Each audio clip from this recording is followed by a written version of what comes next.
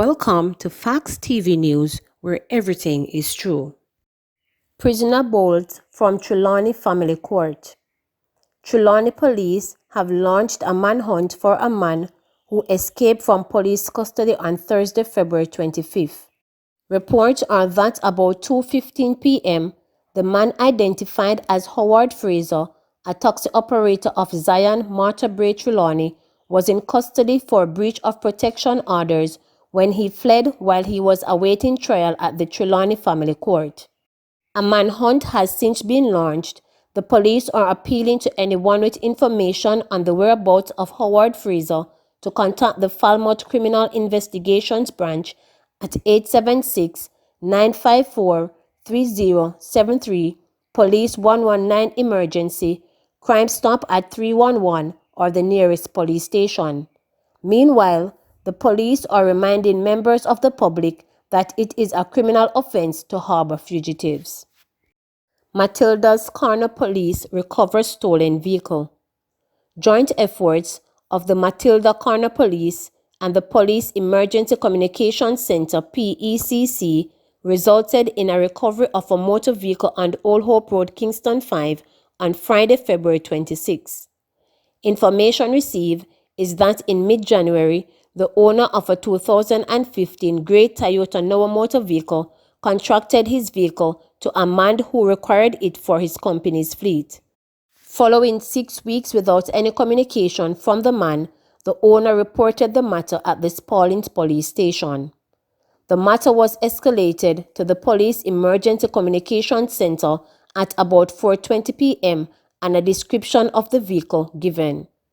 Following the utilization of the Jamaican eye technology, a team of officers assigned to the Matilda's Corner Police Station were alerted to two men traveling along Old Hope Road in a vehicle fitting the description.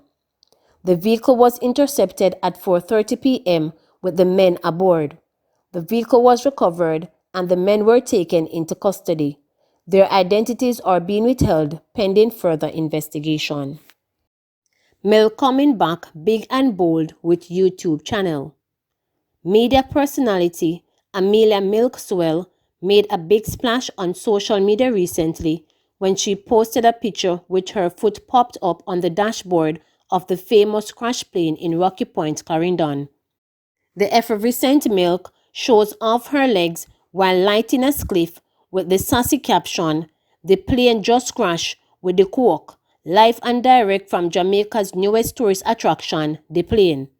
Several bloggers reposted the picture, and by the end of the week, the post had 189,092 impressions on Twitter and over 2,000 clicks. The picture was taken because I have started filming for my YouTube channel. I have been out of the loop for so long, I'm coming back big and bold with my YouTube channel, she said. She thanked the bloggers and online websites that reposted her picture. Respect to everyone for the support. Those pictures also went viral. I was on the Boys a Ting podcast talking about my journey, and after that, I've been getting so much support, she said. She vowed to create more content, which she would be sharing with her legion of fans and social media. I have to give the fans some more milk. That's what they want. I realize that I have been the one holding myself back because I thought people forgot about me. But now, they love me like cooked food and I love them even more, the confident Milk said. She has been steadily adding subscribers on her YouTube channel, It's Milk's World. Milk had been a fixture on the entertainment scene for years. She was the boss lady at famous nightclub for 3 years before it shuttered its doors. As she hosted a successful number of her Skanky Milkway parties that attracted hundreds of patrons. Milk made a triumphant return to her media roots in 2016 when she was appointed producer of CVM's popular morning program, CVM at Sunrise. Rejoining CVM 8 years after first leaving the station, she left CVM again a few years ago for greener pencils, starting her own blog. Now, she is looking forward to blogging her traveling adventures across the island. It's Milk's world, she said. Jamaican scientists win international awards. Two local scientists have won the prestigious International Network for Government Science Advice INGSA 2020 awards, making Jamaica the first country to take home prizes in the organization's two award categories in any one year. They are Director of Research at the National Commission on Science and Technology NCST, Dr. Judith Mendez, who received a Knowledge Associate grant, and internationally recognized expert on science and technology, Dr. Arnaldo Ventura, who received the Science Advice Essay Prize for Latin America and the Caribbean. INGSA provides a forum for policymakers, practitioners, national academies, scientific societies, and researchers to share experience, build capacities, and develop theoretical and practical approaches to the use of scientific evidence in informing policy at all levels of the government. Dr. Mendez, who has worked in research and policy making in multiple sectors and countries, received an £8,000 £1.4 million grant to conduct a study entitled COVID-19 Evidence to Policy Pathways in Jamaica, a small island developing state in economic turnaround. The one-year study, to commence in February, will examine how scientific information on COVID-19 has informed policymaking in Jamaica. Dr. Mendez will present her findings at the INGSA Global Conference in 2022. The study will seek to understand Jamaica's response to the COVID-19 pandemic and how science information was used in making that response. It is looking at the scientific information that was used to inform policy, she said. As part of the research, interviews will be conducted with the major stakeholders involved in the formulation of these policies.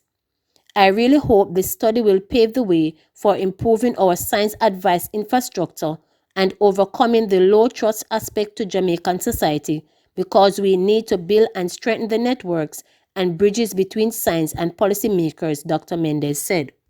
The research methodology will include documenting all the publicly available policy actions taken by the government and determining whether scientific information was used.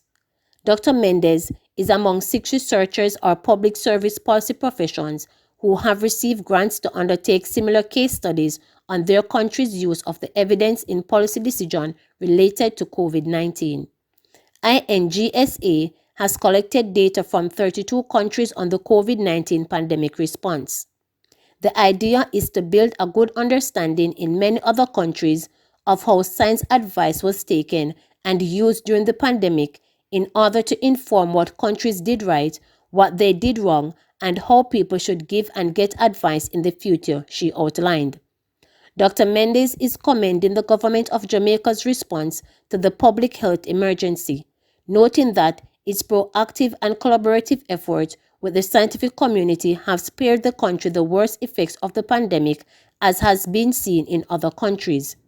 Jamaica has done a very good job in listening to scientists about the pandemic and has instituted many policies that follow the science and therefore has protected many Jamaicans from the worst effect, she said. Meanwhile, Dr. Ventura won the INGSA Latin America and Caribbean Science Advice Essay Prize for his work entitled Primacy of Science Advice in the Small Islands of the Caribbean.